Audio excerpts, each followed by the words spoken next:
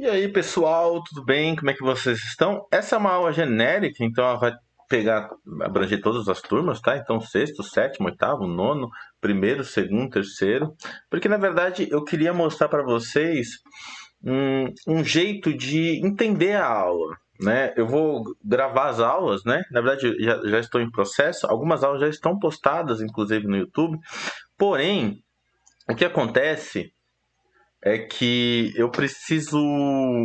Não adianta você chegar simplesmente assim na aula e, sei lá, consumir a aula como se fosse, sei lá, um vídeo do Netflix, alguma coisa assim, né? Na verdade, você tem que consumir a aula como, sei lá, como uma aula, né? Como você vai pegar os elementos dela, essas coisas assim, né? Por isso que você tem que ter uma ação ativa.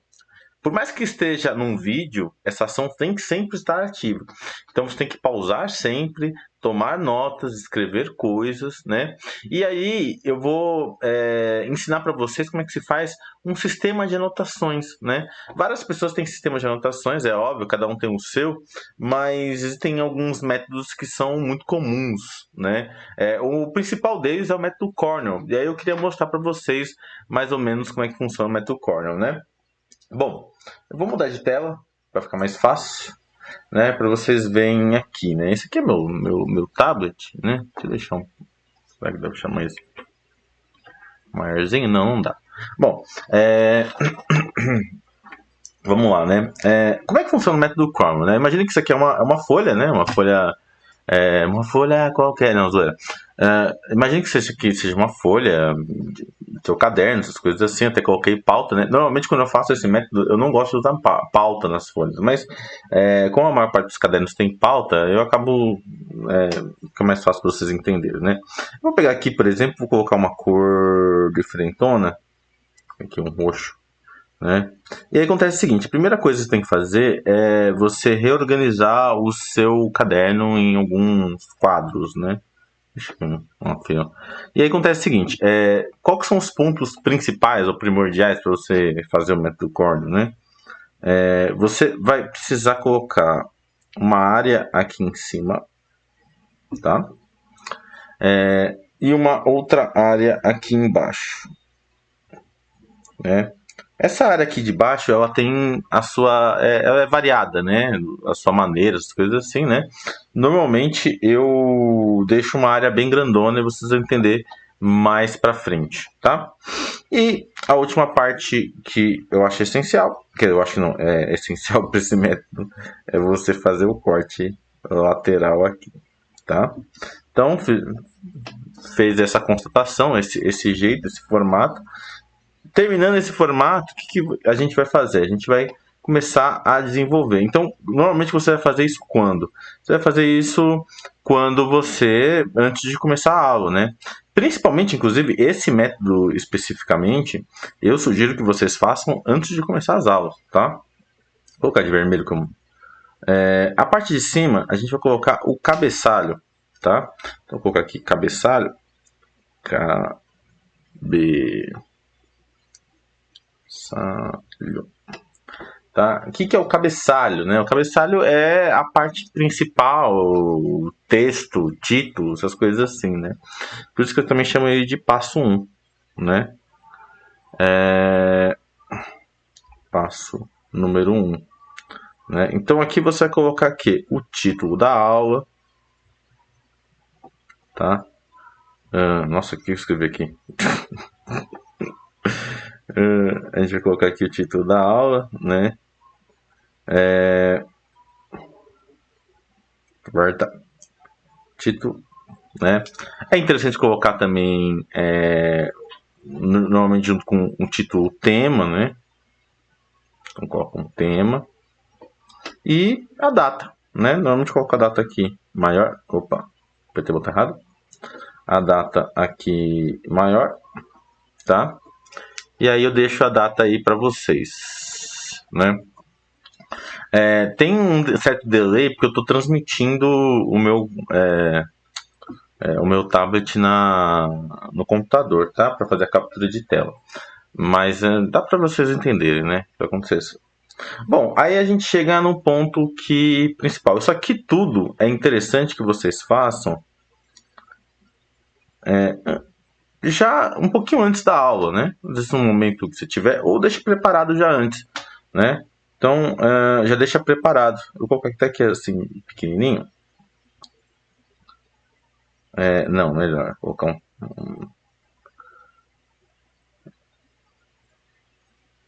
vou colocar aqui, ó, preparação prévia. Preparação prévia, tá? Preparação prévia. Você faz uma preparação prévia do que você vai fazer, essas coisas assim, né?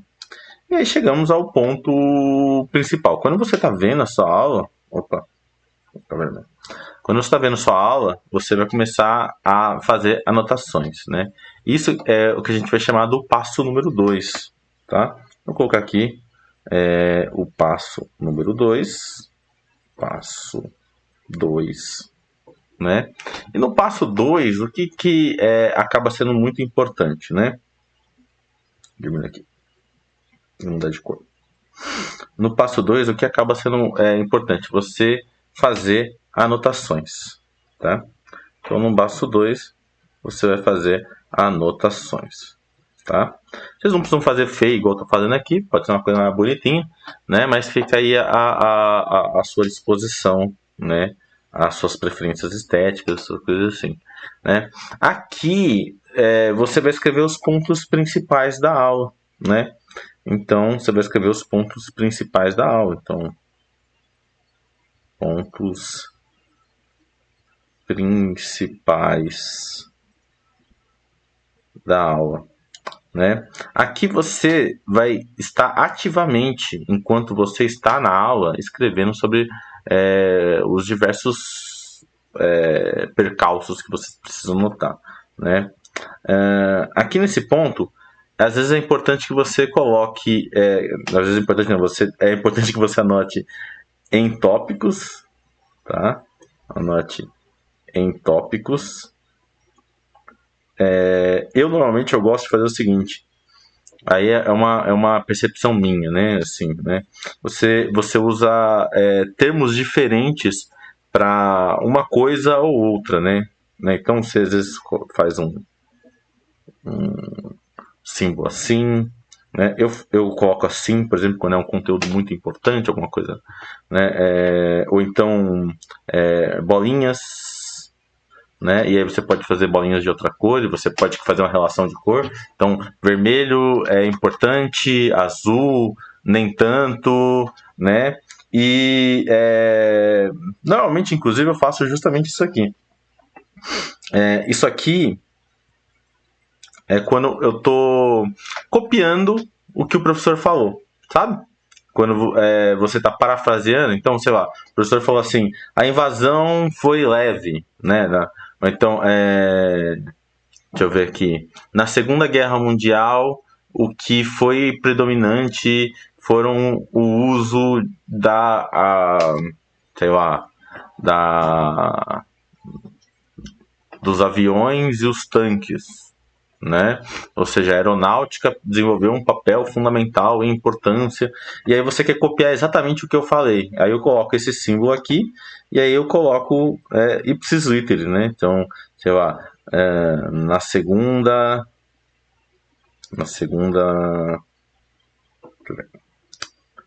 na Segunda Guerra, a aeronáutica desempenhou um papel fundamental,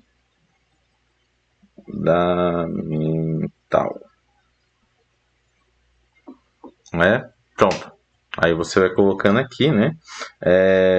E aí você pode até colocar de outras formas, né? Deixa eu dar uma aumentada aqui. Você pode até colocar de outras formas, fazer outros desenvolvimentos e tal. Deixa eu apagar esse negócio aqui.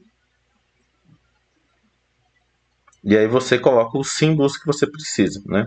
Eu vou apagar aqui rapidinho, só pra gente... Opa, volta. Só para a gente continuar aqui, né? Então, normalmente, quando eu quero falar uma expressão ipsis literi que o professor deu, eu coloco esse símbolo aqui, né? Quando é algo muito importante, né? É uma virada de conteúdo, algum ponto importante, eu coloco esse símbolo aqui, né? E esses símbolos são subtópicos, tá? Subtópicos, né? Coloca aqui importante, importante e parafrasear. Parafrasear. Às vezes tem vezes que você fala, às vezes o professor fala de uma maneira tão concisa, né, que você parafraseia o que ele disse, né? E aí isso vira um ponto importante para você entender a matéria, essas coisas assim, né? Bom, o que acontece? O importante é que você crie símbolos que seja simplificador, tá? Simplificar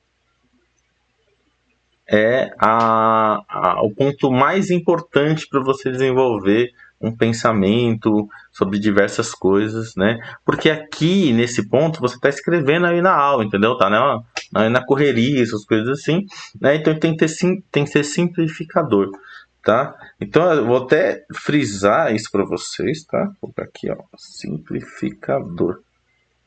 Eu tô mostrando essas coisas assim porque eu tô mostrando o jeito que eu faço, tá? Então, quando uma coisa é importante, você seleciona também embaixo, você grifa, você usa, você sublinha, né? Você muda de cor, você estabelece uma hierarquia de cores diferente, né? Isso vai depender muito da maneira com que você vai entender e vai perceber o que é importante e o que não é. A importância é que você tenha um sistema de símbolos que seja seu, que você consiga acessar rapidamente. Tá? Esse aqui é o processo que vai à aula. Então o que acontece é o seguinte: aqui é o começo. Deixa eu mudar aqui. Vou botar para verde. Aqui é o começo, né? Não. Volta. Aqui é o começo e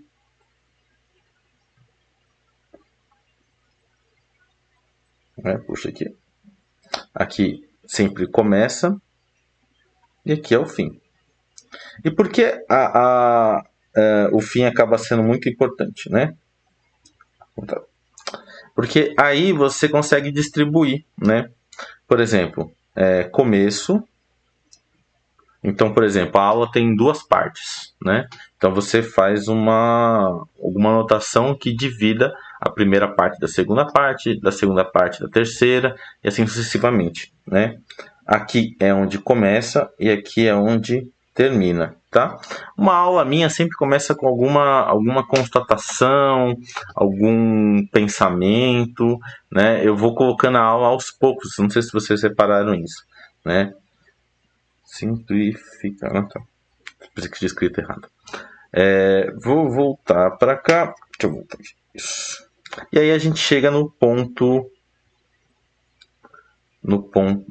passo 3. O passo 3 é um passo que você vai guardar isso aqui, vai ver a aula, as coisas assim, e no passo 3 você vai fazer.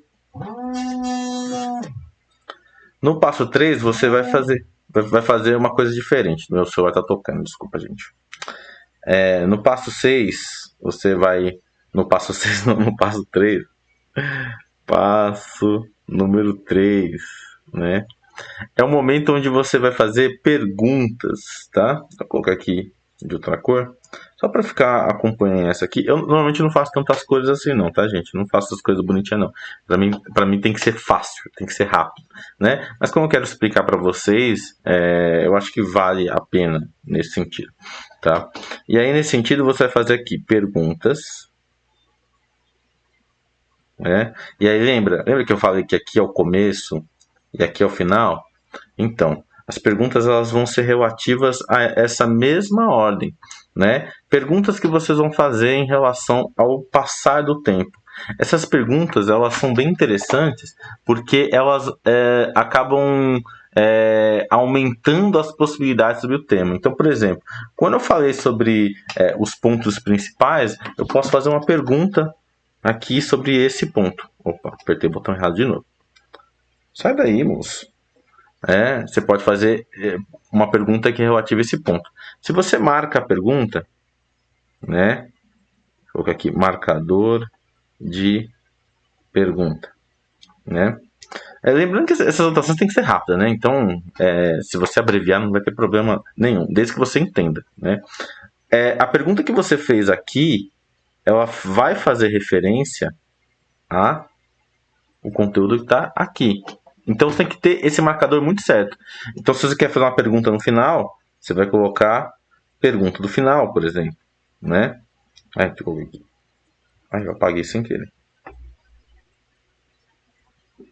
Essa eu vou colocar aqui, pergunta